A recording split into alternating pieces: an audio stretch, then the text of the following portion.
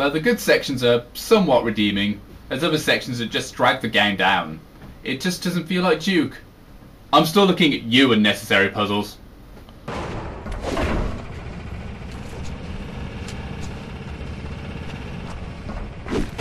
And nothing, absolutely nothing, forgive the shoddy piece of crap that's supposed to be the game's ending. Even Duke himself says it's a load of shit. What kind of shit ending is that? The final boss was just recycled from the first fight. He just has some new attacks and it's a different environment.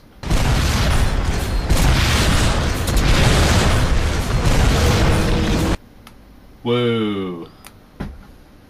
In fact, all the bosses are uninspired. The only way to damage the enemies is to use turrets or explosives, which instantly removes all your options. Although there are some interesting concepts, like the Queen Bitch boss.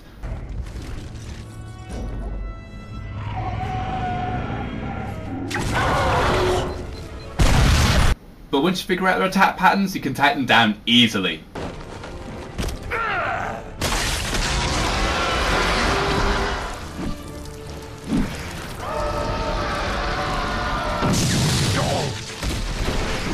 Speaking of the game's firepower, the classics return. Such as the shotgun, the Ripper, the freeze ray, the RPG, the Devastator, and the shrink gun. It's great to see these return. The freeze ray and shrink gun are great fun to use.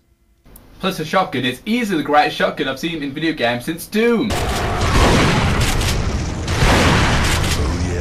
It's ass-kicking time. There are some new weapons, but they're not really that memorable. Although, the Enforcer rocket launcher is somewhat amusing. The weapons are nice and all, but this leads to another major issue with the game. You see, the developers thought, being as this was released alongside modern shooters, that it needs to copy mechanics from those games. Instead of a classic gameplay, there's now a 2-weapon limit and a health regen system. These feel totally out of place in a game like this. Duke is supposed to be a hardcore badass, and yet they limit his weapons? He's forced to hide and wait for his health to recover?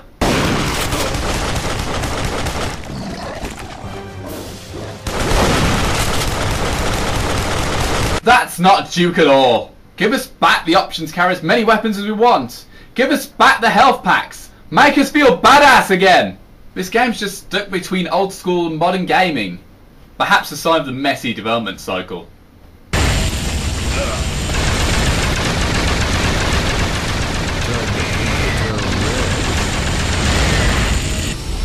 Whilst the health regeneration is unnecessary, they have put a unique spin on it. Ego boosts. Duke's health is presented as his ego, and there's certain objects and minigames in the world to interact with to boost the maximum amount. These range from weightlifting and looking at yourself in the mirror, to minigames like basketball or electronic poker. Who's that handsome devil?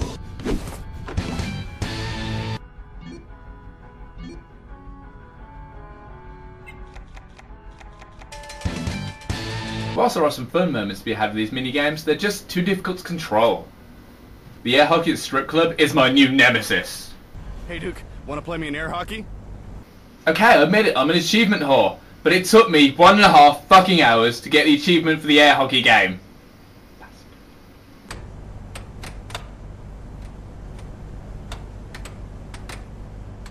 Piece of shit. Take the pinball game for example. The physics for it are really dodgy. I've got balls of fail. These are all problems which could have easily been fixed. In fact, the entire game needed more polish. The graphics are terrible, and the loading times are just dire. If you die, the level has to reload from scratch, taking 30 to 40 seconds of time.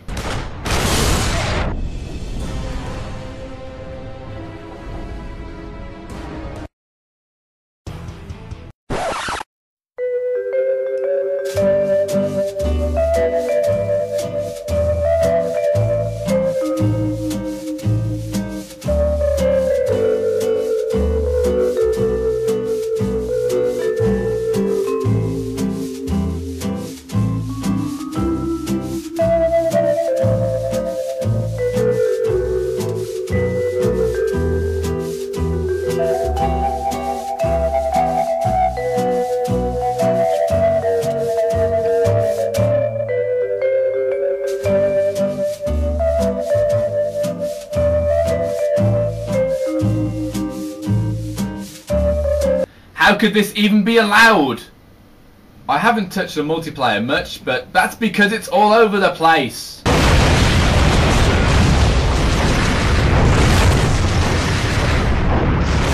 The weapons don't function properly in this mode, and it feels very old school, but not in the good sense.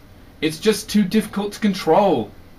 And as for the game modes, you have your standard set: deathmatch, team deathmatch, capture the flag, He's over here! Help! and King of the Hill. Riveting! The only original thing about any of these modes is that Capture the Flag has babes instead of flags. Didn't your mom... Hello, this isn't my base. If it were my base, it'd be third base. That... And, you guessed it folks, this really doesn't add to the gameplay at all. There's also a crib where you can unlock items, but they're just pointless and static and don't do anything.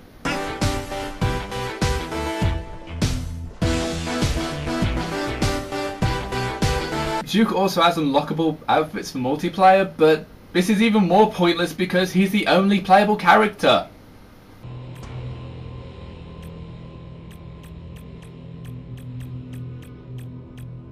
Multiplayer of this game will start to die out quite quickly.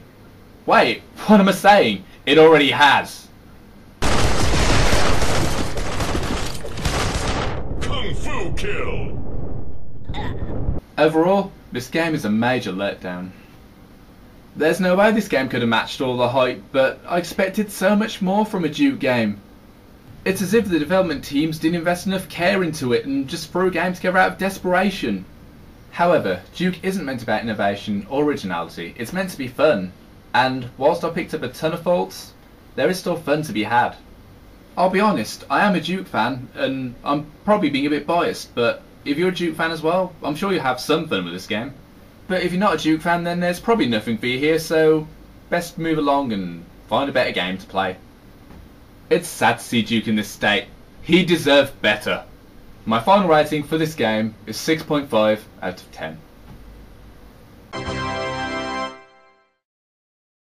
Let's hope that Gearbox can make a good Duke game now they have the license, and I'm sure they will deliver.